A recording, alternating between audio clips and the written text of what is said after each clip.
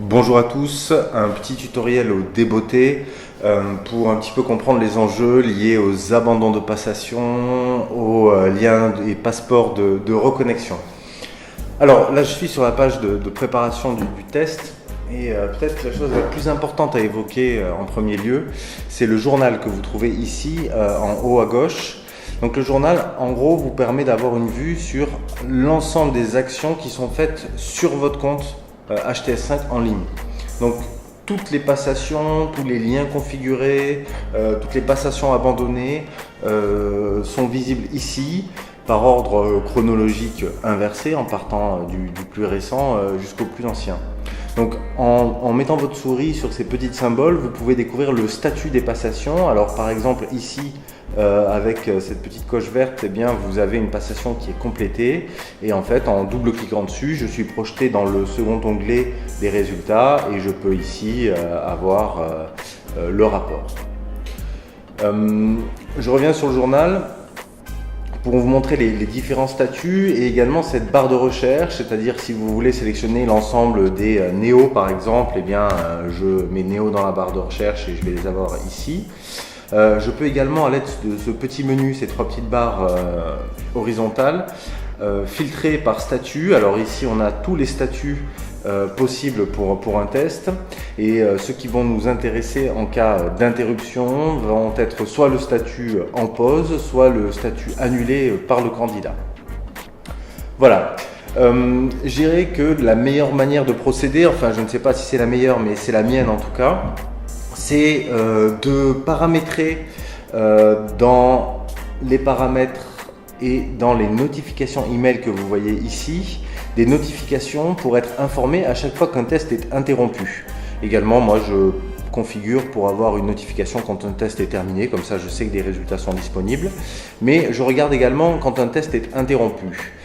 Comme ça, lorsque j'envoie un lien à un candidat ou à un patient, eh bien, et qu'il se passe finalement un événement inattendu, que la passation est interrompue, je reçois un mail, je vais tout de suite dans le journal et je peux voir ici que la passation a été annulée par le candidat. Donc ça peut être une démarche volontaire, il a forcé à quitter la passation à un moment, ça peut être un problème de connexion, son ordinateur qui s'est éteint, bref. Toutes les possibilités qui amènent à un abandon de passation. Donc l'idée c'est, je reçois cette notification, je viens ici, je vérifie que le nom du candidat ici et je coche à gauche de cette ligne là, ce qui me permet là d'activer cette option de continuer le test.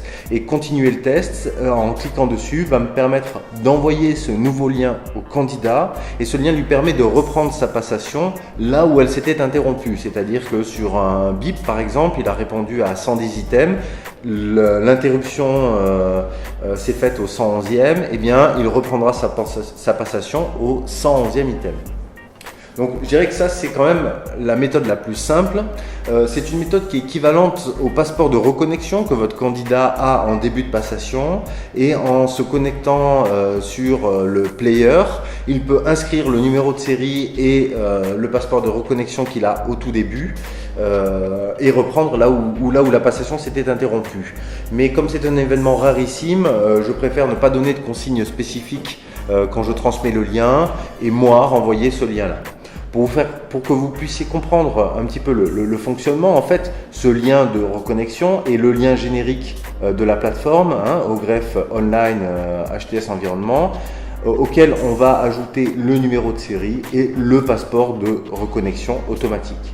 Donc on envoie le lien court pour que ce soit plus simple et pas envoyer une ligne et demie de liens à cliquer, mais en gros voilà ce qui se passe. Donc je dirais que c'est la méthode moi que je vous recommande, c'est la méthode la plus simple, mais évidemment s'il a bien noté les passeports de reconnexion et la procédure en début de passation, il devrait être en capacité de le faire par lui-même. Voilà, autre cas de figure un peu corollaire à ces problématiques de passation abandonnée, c'est que lorsqu'une passation est configurée par vous ou lorsqu'elle est abandonnée, donc le crédit n'est pas consommé, mais le crédit est réservé. C'est-à-dire, alors je vais d'abord me rendre dans les crédits pour que vous puissiez avoir un aperçu. Pour chaque test, voilà, je vais prendre le BIP français ici. Là, par exemple, il me reste 161 crédits, dont 132 réservés. C'est-à-dire qu'il y a 161 crédits sur ce compte, mais sur ces 161, il y en a 132 qui sont gelés, car il y a des liens qui ont été programmés et pas utilisés, ou utilisés en partie puis abandonnés.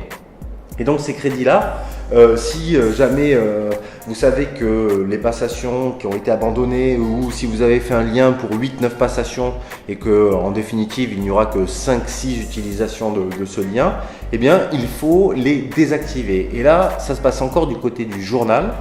Donc pour vous donner un exemple, ici j'ai un IST screening, donc c'est une mesure d'intelligence générale, un lien qui est programmé pour 10 passations.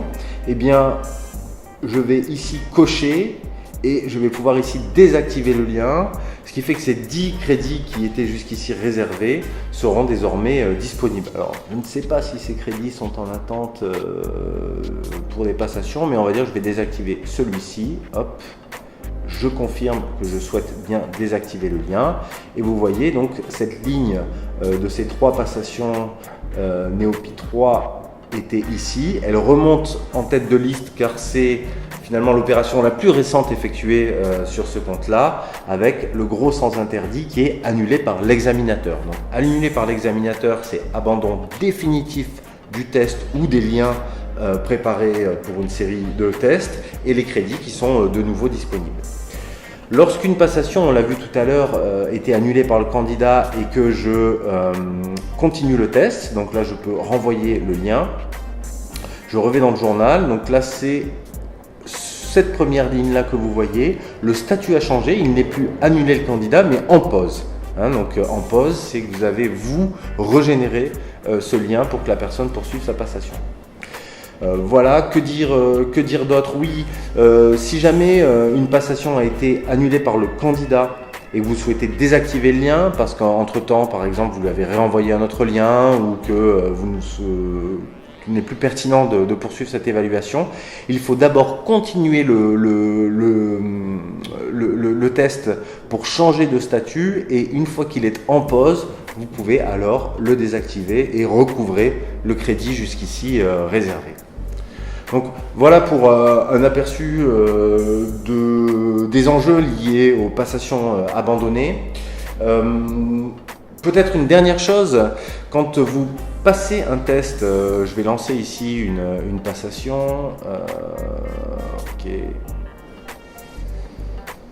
Je vais lancer ici une passation avec ce candidat pour un BIP en auto-évaluation. Donc je génère un lien, donc ce lien, on le voit dans le journal, a été créé. Donc son statut c'est une enveloppe unique, car c'est pas un lien que j'ai créé pour X candidat mais pour un candidat, en l'occurrence Stanis Baratheon. Donc je vais lancer cette passation. Il faut savoir que voilà, donc le numéro de série et le passeport sont ici, c'est ceux-là qui permettront de se reconnecter. Donc je continue ma passation, je vais essayer de passer l'introduction et de répondre à quelques items. Voilà, si vous souhaitez donner cette information au candidat, c'est possible. Moi je ne le fais pas pour permettre au maximum de candidats de réaliser la passation dans des conditions idéales.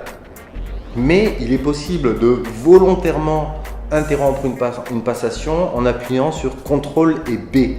Et dans ce cas-là, la personne peut décider de sauvegarder et fermer, ou de quitter sans sauvegarder. Et quand elle sauvegarde et qu'elle ferme, on lui reprécise le passeport de reconnexion et le numéro de série pour reprendre la session à partir de ce lien-là. Voilà.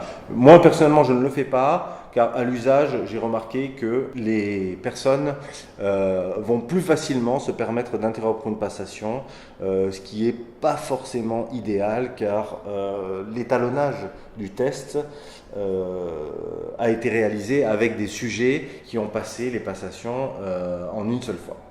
Voilà, en tout cas je vous remercie, n'hésitez pas à revenir vers nous si vous avez d'autres questions sur l'utilisation de la plateforme. Je vous dis à très bientôt.